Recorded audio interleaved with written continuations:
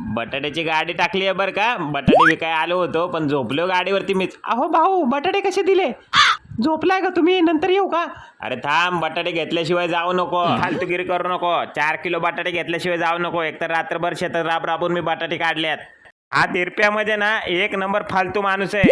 मला फॉरेनला घेऊन आलाय विदाउट पासपोर्ट, पण आता मला अशी तलप लागते ना तंबाखू व्हायची. इकडे तंबाखू पण भेटत नाही. झाड शोधलंय बरं काय नाही सुपारीचं, पण आता जाऊ दे. वेळेला केळं बोलायचं ना, तसं खाऊन घ्यायचं आता तंबाखूच्या बदल्यात सुपारी. एक गोष्ट तुम्हाला महत्त्वाची सांगतो भावानो, आहे का अजून? घे तोंडा पुढं कॅमेरा. अरे बाबा, दादा सोप खाल्ली आहे, मावा नाही खाल्ला. थांब आता मुद्द्याचं बोलूया, फालतूगिरी करू नको. या डिंग डिंग डिंग दे भावा द्राक्ष, एक नंबर. बाबू पलंबर. काय लगा, मी वाघ असून पण माझी जंगलात काही इज्जत नाही. त्याचं काय झालं, काल डुकरांनी ताणलं ना मला. सगळे हसत होते जंगलामध्ये माझ्यावर. बू, अरे फालतू माणसा, अरे तुला काय वेळ वखत आहे की नाही?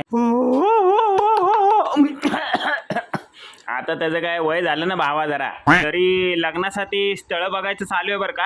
अहो बॉडी म्हातारी झाली आहे, मी आतून जवान आहे एकदम.